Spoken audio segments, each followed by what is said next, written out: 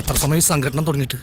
കുറച്ചു നേരമായി. ഓ, ഞാൻ കുറച്ച് ലേറ്റ് ആയി പോയി. ശ്രീ എ റഹീം, ഉമ്മൻചാണ്ടിയുടെ പേര് പരാമർശിക്കാതിരിക്കാനുള്ള അതീവ സൂക്ഷ്മതയും ജാഗ്രതയും മുഖ്യമന്ത്രിയും തുറമുഖ മന്ത്രിയും ഒക്കെ പുലർത്തിയതുപോലെ തോന്നി. അതിന്റെ ആവശ്യം ഉണ്ടായിരുന്നോ? ഇതൊരു പൊതു ചടങ്ങല്ലേ, ഒരു മര്യാദ വേണ്ടേ? അത് മാത്രം ഒഴിവാക്കി അങ്ങനെ തമസ്കരിച്ചാൽ ഈ പദ്ധതിയുടെ ചരിത്രത്തിൽ ഉമ്മൻചാണ്ടി ഇല്ലാതാകുമോ? ഇല്ല, ഞങ്ങൾക്കിങ്ങനെ ശ്രീ ഉമ്മൻചാണ്ടിയെ പ്രത്യേകമായി ഒഴിവാക്കണം എന്ന പ്രത്യേകമായ രാഷ്ട്രീയ താല്പര്യമൊന്നും ഞങ്ങൾക്കില്ല. വിഴിഞ്ഞം കേരളത്തിന്റെയും രാജ്യത്തിന്റെയും പതിറ്റാണ്ടുകൾ നീണ്ട സ്വപ്നമായിരുന്നു. അതിനാണ് ഇന്ന് വലിയൊരു ചുവടുവെപ്പ് യാഥാർത്ഥ്യമായിരിക്കുന്നത്.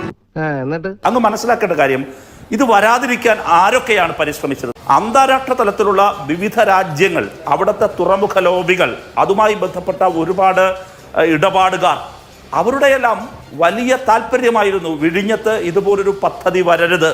ഈ അറിവ് എവിടെ നിന്ന് കിട്ടി? പത്രത്തിൽ നിന്ന് അടിച്ചു മാറ്റിയതാ. ഇപ്പൊ രാജ്യത്തിനകത്തും രാജ്യത്തിന് പുറത്തുമുള്ള ഇത്തരം ലക്ഷ്യങ്ങളെ ഒക്കെ മറികടന്നുകൊണ്ട് അവിടെ ഇന്ന് തുറമുഖം യാഥാർത്ഥ്യമായെങ്കിൽ അത് ശ്രീ പിണറായി വിജയൻ ഗവൺമെന്റിന്റെ തുടർഭരണത്തിന്റെ ഗുണമാണ്. എന്തോ എങ്ങനെ? അല്ല, ശ്രീ റഹീം, താങ്കൾ പറഞ്ഞ ഈ വാദം തന്നെ പരിഗണിച്ചാലും അത് ഇപ്പോഴത്തെ സർക്കാരിന്റെ മാത്രം ഇച്ഛാശക്തിയുടെ പ്രതിഫലനമാണോ?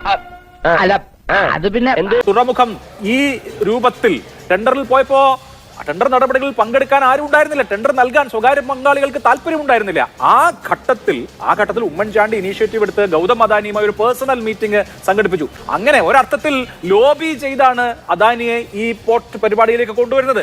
കാര്യമത് സത്യമാണെങ്കിലും എനിക്ക് അംഗീകരിച്ചു കൊടുക്കാൻ പറ്റുമോ? ഇതിന് ഏറ്റവും ക്രൂഷ്യലായ ഒരു ഘട്ടത്തിൽ നിർണായകമായ ഒരു നടപടിയെടുത്ത മുൻ മുഖ്യമന്ത്രിയെ ഒഴിവാക്കുന്നത് എന്തിനെ എന്നുള്ളതാണ് എന്റെ സംശയം.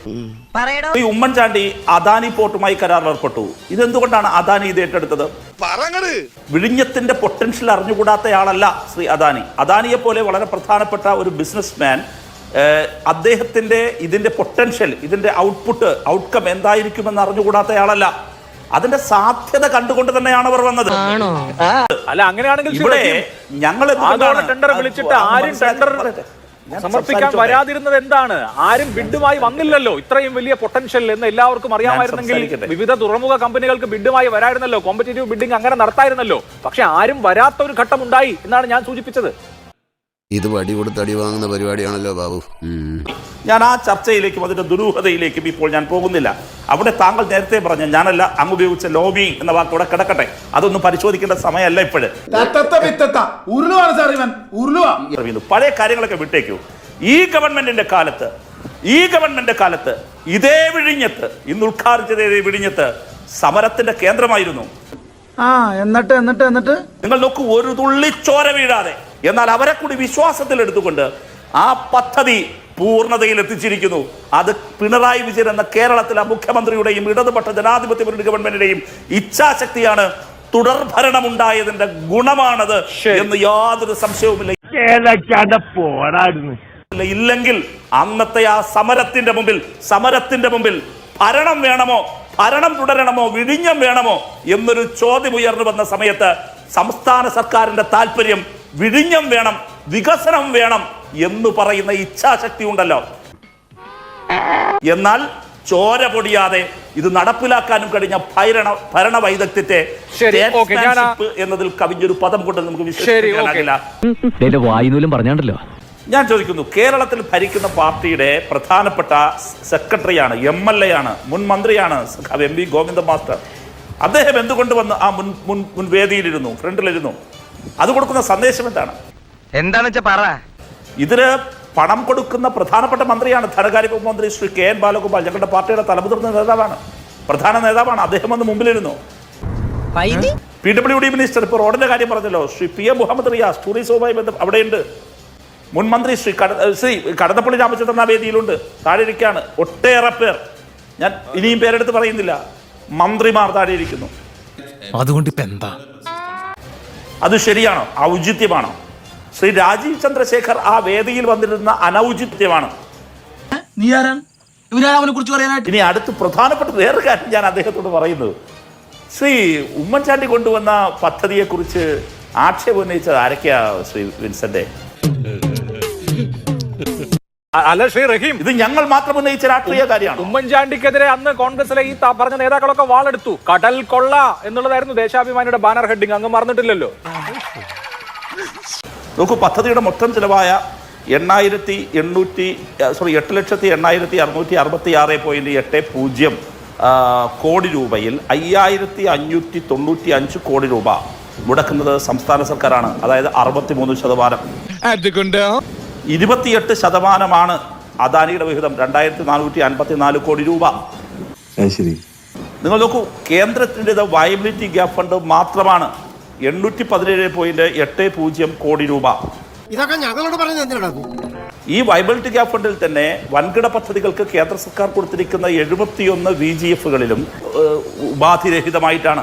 എന്നാൽ ഇവിടെയോ അവർക്ക് ഇതിന്റെ പദ്ധതി ലാഭത്തിന്റെ വിഹിതം ലഭിക്കണം, മടക്കി കൊടുക്കണം എന്ന ഉപാധിയിന്മേലാണ് കേരളത്തിനോട് വിവേചനപൂർണമായി VGF പോലും നൽകുന്നത്.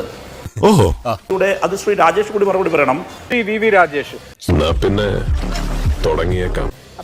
2-3 ദിവസം കൊണ്ടുള്ള ചർച്ചയിൽ ഇപ്പോൾ ഇന്നലെ അനിൽകുമാർ പങ്കെടുത്ത ചർച്ചയിൽ തന്നെ CPM-ന്റെ നേതാവ് പങ്കെടുത്ത ചർച്ചയിൽ തന്നെ പറയുന്നുണ്ട്, കേന്ദ്രം വയബിലിറ്റി ഗ്യാപ് ഫണ്ട് ഒന്നും അത് തിരിച്ചടയ്ക്കണം. റഹീം ഇപ്പോൾ 71 പോർട്ടിൻ്റെ കാര്യം പറഞ്ഞല്ലോ. റഹീമെ, എൻ്റെ കയ്യിൽ വിഴിഞ്ഞം port revenue sharing agreement between centre and Kerala സമ്മറിയിൽ പറഞ്ഞിട്ടുണ്ട്, ഒരു പ്രൈവറ്റ് പാർട്ടി ലാഭമുണ്ടാക്കുന്ന ഒരു സംവിധാനത്തിന് കേന്ദ്ര ഗവൺമെൻറ് പണം കൊടുക്കുമ്പോൾ അത് റീപേയ്മെൻ്റ് ഒരു ക്ലോസ് ഇല്ലെങ്കിൽ ആരെങ്കിലും കോടതിയിൽ പോയി കഴിഞ്ഞാൽ, നിർമ്മലാ സീതാരാമൻ്റെ മിനിസ്ട്രിയെയും നരേന്ദ്രമോദിയെയും പ്രതികരിച്ചുകൊണ്ട് കോടതിയിൽ പോയി കഴിഞ്ഞാൽ ആ പ്രോജക്റ്റ് അവിടെ സ്റ്റേ ആവും. സംസാരിക്കുമ്പോൾ കോമൺ സെൻസ് വേണ്ടേ? റഹീം ആദ്യം തന്നെ ഞങ്ങളെല്ലാം ചെയ്തു എന്ന് പറയുമ്പോൾ എൻ്റെ റഹീമേ, ബഹുമാനപ്പെട്ട EMS, EK Nayanar, VS, Achutha Menon ഉൾപ്പെടെ ഒരുപാട് കമ്മ്യൂണിസ്റ്റുകാർ കേരളം ഭരിച്ചിട്ടുണ്ടല്ലോ.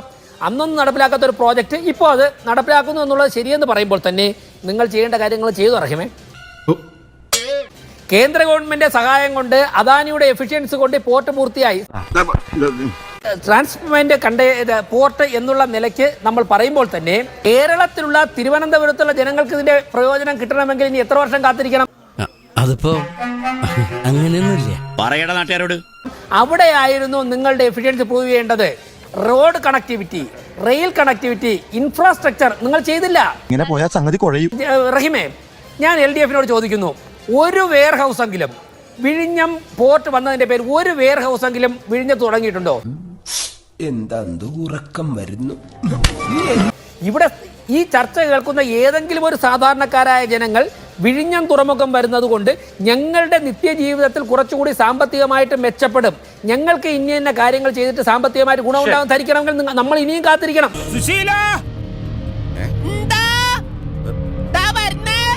എല്ലാരും വിളിച്ചു. തൽക്കാലം ഇത്രയും മതി, വരട്ടെ.